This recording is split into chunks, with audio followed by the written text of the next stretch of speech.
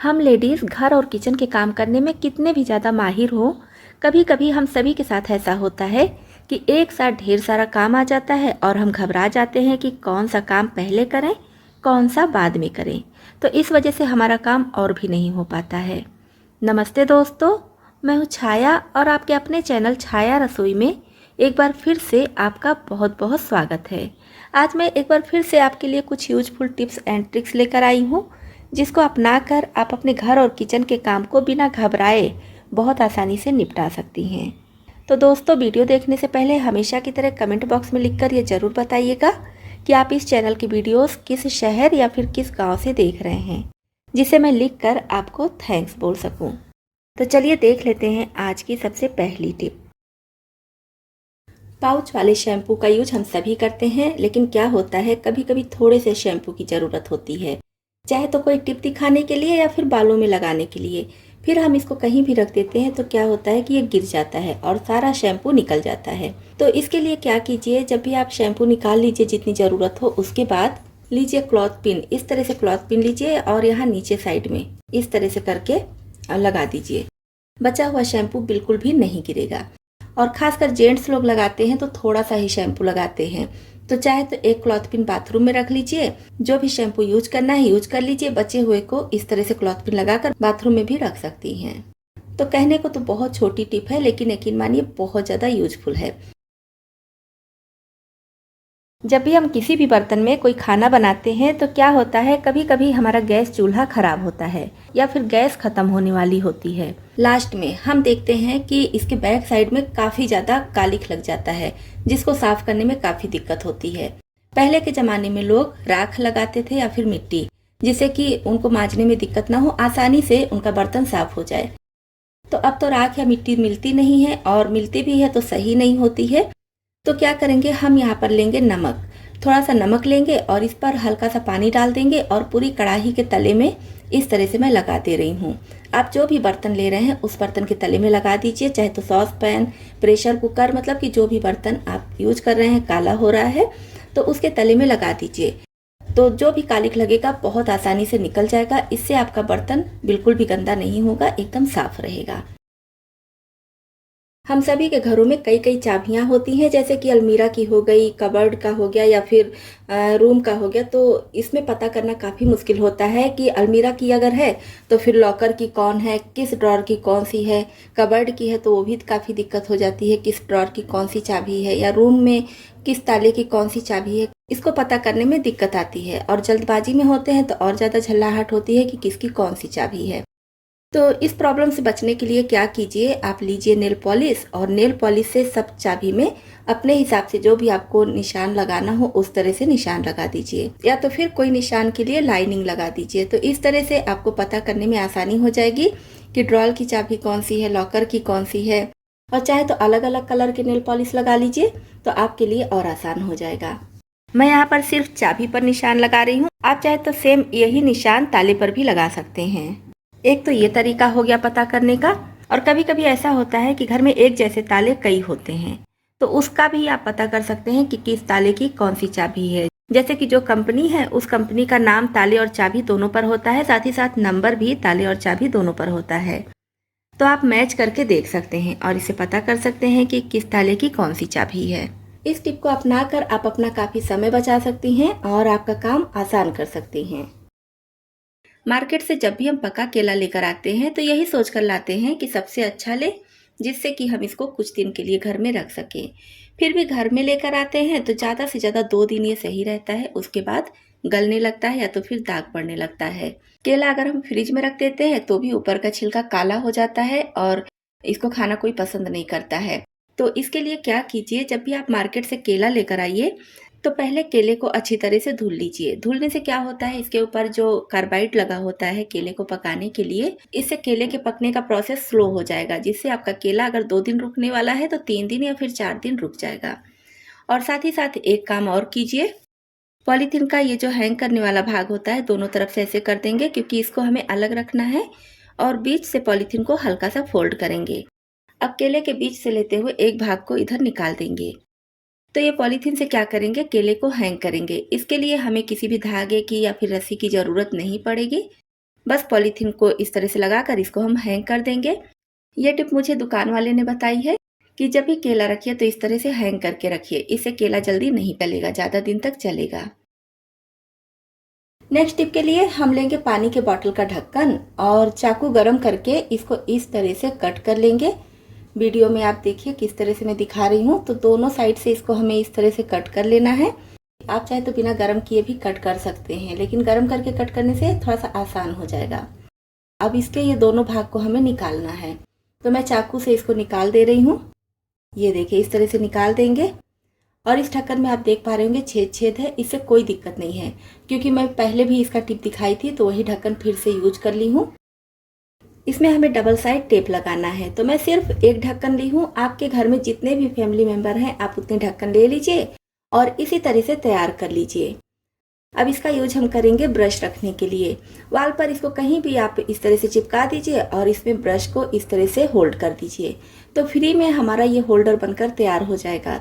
देखने में अच्छा लगता है और इस तरह से सबका ब्रश भी एक साथ इकट्ठा नहीं होगा, अलग अलग रहेगा, जिससे जम्स फैलने का डर कम होगा। जैसे कि आजकल ऑनलाइन शॉपिंग हर घर में होती है और खूब होती है। ऑनलाइन शॉपिंग जब हम करते हैं तो ज़्यादातर इस तरह की पॉलीथीन में चीज़ें आती हैं और ये पॉलीथीन काफ़ी अच्छी क्वालिटी की होती है, तो आज हम इसका बहुत अच्छा यूज करेंगे। अब अगर आपके पास बड़े साइज़ की पॉलीथीन है तो आप उसको कट करके छोटा कर लीजिए। क्योंकि ये पहले से ही छोटी है तो मैं इसको ऐसे ही रहने दूंगी, बस यहाँ से बराबर कर दूंगी। तो ये देखिए इसको मैं कट करके बराबर कर दी हूँ। अब इस तरह से इसे हमें रखना है। अब चाकू को बिल्कुल हल्का गरम करना है, ज़्यादा गरम नहीं करेंगे, बिल्कुल हल्का सा गरम करेंगे और इसके बैक साइड से इस पर इस तरह से निशान लगा देंगे। तो आप चाहे तो पेन वगैरह से पहले निशान लगा लीजिए ताकि उसी पर बार बार लाइनिंग जाए, लेकिन मैं अंदाजे से कर ले रही हूँ। तो इसको हमें कट नहीं करना है, बस आपस में चिपकाना है। ये देखिए जब इस तरह से हल्का चाकू गरम करके हम इसको प्रेस करेंगे तो ये चिपक जाता है और इसके बैक साइड से ही चिपकाएंगे, क्योंकि अगर हम सीधे से करेंगे तो पॉलीथीन के कटने का भी डर है, तो इसलिए इसके उल्टे साइड से ही हमें इस तरह से गरम करके चिपका देना है। तो हम सभी के घरों में ब्रश होते हैं, जितने फैमिली मेंबर होते हैं उतना ही ब्रश होता है। तो क्या करेंगे, अगर बाहर कहीं जा रहे हैं तो इस तरह से ब्रश हम इसमें रख सकते हैं। मेरे घर में 5 फैमिली मेंबर हैं तो 5 मैं इसमें लाइनिंग बना दी हूँ, जिससे कि सबका ब्रश एक साथ आ जाए। आप अपने हिसाब से जैसा पॉलीथीन है या जैसे फैमिली मेंबर हैं उस तरफ से आप बना लीजिए। तो इससे क्या होगा, सबका ब्रश एक साथ इकट्ठा नहीं होगा, सबका ब्रश अलग अलग रहेगा और खोजने की भी ज़रूरत नहीं पड़ेगी कि इनका ब्रश कहाँ है या उनका ब्रश कहाँ है। सबका ब्रश एक साथ रहेगा। आप इस तरह से फोल्ड करके कहीं भी किसी भी पाउच में डाल दीजिए, बैग में डाल दीजिए। मैं यहाँ पर छोटी पॉलीथीन ली हूँ, लेकिन अगर आप बड़ी पॉलीथीन ले रहे हैं तो इसमें आप पेस्ट भी रख सकते हैं। तो जितना आपको ज़रूरत है उसके हिसाब से आप पॉलीथीन ले लीजिए और इस तरह से लाइनिंग बनाकर अलग अलग टूथपेस्ट या ब्रश रख लीजिए।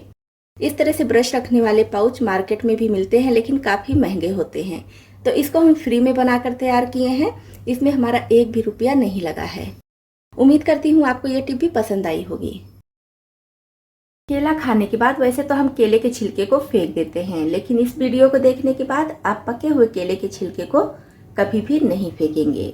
इसका यूज हम करेंगे गैस चूल्हे को साफ करने के लिए। जैसे कि आप ये गैस चूल्हा देख पा रहे होंगे कितना ज़्यादा गंदा है। जब भी हम खाना बना लेते हैं उसके बाद गैस चूल्हे की यही हालत हो जाती है या फिर इससे भी ज़्यादा गंदा हो जाता है। तो क्या होता है ना कि यूज करते करते गैस चूल्हे की शाइनिंग चली जाती है, चाहे तो स्टील वाला हो या फिर इस तरह से ग्लास वाला। पर डे तो हम इसकी डीपली सफाई कर नहीं पाएंगे। तो क्या करेंगे, जब भी आपको लगे कि गैस चूल्हा थोड़ा ज़्यादा गंदा हो गया है और आपके पास केले का छिलका है, पके हुए केले का छिलका, तो बस केले के छिलके को इस तरह से गैस चूल्हे पर रख दीजिए और बस हल्के हाथ से रख कीजिए। और फिर आपको किसी भी तरह के साबुन सर्फ की ज़रूरत नहीं पड़ेगी। चिकनाई है, गंदगी है, जो भी है सब बहुत आसानी से निकल जाएगी। बहुत ही अच्छी टिप है, इस टिप को अपनाकर जरूर देखिए। जब भी घर में पके हुए केले आए तो बस केले से आप गैस चूल्हे को ज़रूर साफ़ कीजिए। हर तरह के गैस चूल्हे इससे बहुत अच्छे से साफ़ हो जाते हैं। जैसा कि आप वीडियो में देख पा रहे होंगे, पहले गैस चूल्हा कितना ज़्यादा गंदा था, अभी देखिए एकदम चमक गया है। आई होप आपको ये टिप भी पसंद आई होगी। चलिए बढ़ते हैं नेक्स्ट टिप की तरफ। नेक्स्ट टिप के लिए हम लेंगे पॉलीथीन, और पॉलीथीन लेते समय आपको ध्यान रखना है कि एकदम पतली वाली, यानी कि जो एकदम हल्की वाली होती है ना, वही लेना है। और यहाँ पर फटी है तो भी चल जाएगी क्योंकि हमें पूरे पॉलीथीन की ज़रूरत नहीं है। बस इस तरह से थोड़ी सी पॉलीथीन हम कट कर लेंगे। तो मेरे पास देखिए विस्कर है, तो ये काफ़ी ढीला हो चुका है, इसकी हैंडल निकल जाती है। तो बड़े वाले की भी हैंडल ढीली थी, लेकिन मैं इसमें यही पॉलीथीन लगाकर अच्छे से टाइट करती हूँ, जिससे अच्छे से ये फिक्स हो चुका है। तो ये छोटे वाले की भी हैंडल ढीली है, तो इसको भी मैं इसी तरह से फिक्स करने वाली हूँ। अब पॉलीथीन को इस पर हमें इस तरह से लपेटना है, और जो पॉलीथीन का कट वाला भाग होता है उसको अंदर की तरफ करेंगे, और ये जो साइड वाला भाग होता है इसको इधर से रखेंगे, जिससे कि बढ़िया से एकदम अच्छे से सेट हो जाए, बिल्कुल भी बाहर ना दिखे। तो अब इसको हम इसी पर अच्छे से रोल कर देंगे, और रोल करते करते आप थोड़ा सा चेक भी कर लीजिएगा, जिससे कि इसका जो हैंडल वाला भाग है इसमें अच्छे से फिट हो जाए। तो इस तरह से चेक करके देख लेंगे, और जब ये अच्छे से फिट हो जाएगा ना, तो फिर हम लेंगे हल्का गर्म करके चाकू। बहुत ज़्यादा गर्म चाकू नहीं लेंगे, नहीं तो प्लास्टिक इसमें चिपक जाएगी। तो बस हल्का गर्म चाकू को करेंगे, और इस तरह से इस पर पहले हम ये जो इसका किनारी वाला भाग है चिपका देंगे, और जब ये चिपक जाए तो चारों तरफ से हल्का हल्का चाकू इस पर इस तरह से चला देंगे। जब चाकू हल्का गर्म रहेगा ना, तो पॉलीथीन इसके ऊपर अच्छे से चिपक जाएगी। अब इसी पर तुरंत हम ये हैंडल वाला भाग लगा देंगे और अच्छे से प्रेस कर देंगे। तो देखिए कितने अच्छे से ये फिट हो गया है, और इसमें से पॉलीथीन बिल्कुल भी नहीं दिख रही है, पॉलीथीन अंदर सेट हो जाती है। तो इस तरह से आपके यहाँ भी अगर विस्कर है और इस तरह से हैंडल ढीला है, तो बस पॉलीथीन लगाकर अच्छे से टाइट कर दीजिए, ये सालों साल चलेगा। अभी जैसे हम मार्केट से आलू लेकर आते हैं, तो कोई कोई आलू काफ़ी ज़्यादा मीठा होता है, और ऊपर से देखकर हम जान ही नहीं पाते हैं कि आलू मीठा है या फिर सही है। फिर क्या करते हैं, उससे जो भी चीज़ें बनाते हैं वो सारी चीज़ें बेकार हो जाती हैं, कोई भी खाना पसंद नहीं करता है।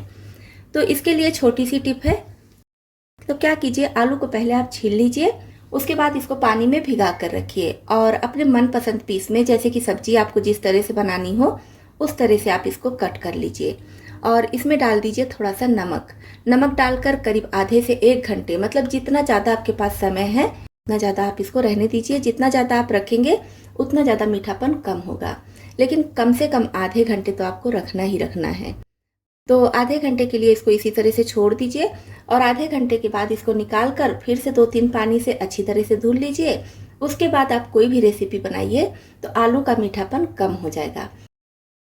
नेक्स्ट हम देखेंगे बहुत ज़्यादा टेस्टी बिल्कुल नए तरीके के चटनी की रेसिपी। तो इसके लिए हम मिक्सी जार लेंगे, और इसमें डालेंगे लगभग 2 टेबल स्पून भुनी हुई मूंगफली का दाना, साथ में थोड़े से ताजे नारियल का स्लाइस इस तरह से करके डाल देंगे, और 2 से 3 खजूर लेंगे। इसी के साथ में थोड़ी सी इमली लेंगे। इमली का बीज निकाल कर फिर यहाँ पर लेना है। इमली डालने से इसमें खट्टापन बहुत अच्छा आता है। आप चाहे तो इसके बजाय नींबू भी ले सकते हैं, लेकिन इमली है तो कोशिश कीजिएगा कि इमली ही लीजिए। इसी के साथ में डालेंगे थोड़ा सा सफ़ेद तिल, और थोड़ी सी धनिया पत्ती, और हरी मिर्च डाल देंगे। हरी मिर्च आप अपने स्वाद के अनुसार कम ज़्यादा कर लीजिएगा। हरी मिर्च क्या, इसमें सारी चीज़ों की मात्रा आप अपने स्वाद के अनुसार कम ज़्यादा कर सकते हैं। इसी के साथ में थोड़ा सा सादा नमक और थोड़ा सा काला नमक डालेंगे। थोड़ा सा पानी डालकर अब इसको हमें पीस लेना है। तो इस तरह से हमारी ये चटनी बनकर तैयार हो गई है। अब आप चाहे तो इसमें तड़का भी लगा सकते हैं, जैसे कि थोड़ा सा सरसों का तेल गरम कर लीजिए, और उसमें सूखी हुई लाल मिर्च, करी लीव्स, थोड़ा सा मस्टर्ड सीड्स और थोड़ा सा हींग डाल दीजिएगा, और जब चटक जाए सारी चीज़ें तो बस इसमें अच्छे से मिक्स कर लीजिए। तो दोस्तों इस तरह से चटनी ज़रूर बनाकर देखिए, बहुत ज़्यादा टेस्टी लगती है, और इस चटनी को आप किसी भी चीज़ के साथ सर्व कर सकते हैं। तो दोस्तों ये थे आज के कुछ यूजफुल टिप्स। दोस्तों आपको इसमें से कौन सी टिप ज़्यादा पसंद आई और कौन सी पहले से पता थी, कमेंट बॉक्स में लिखकर ज़रूर बताइएगा।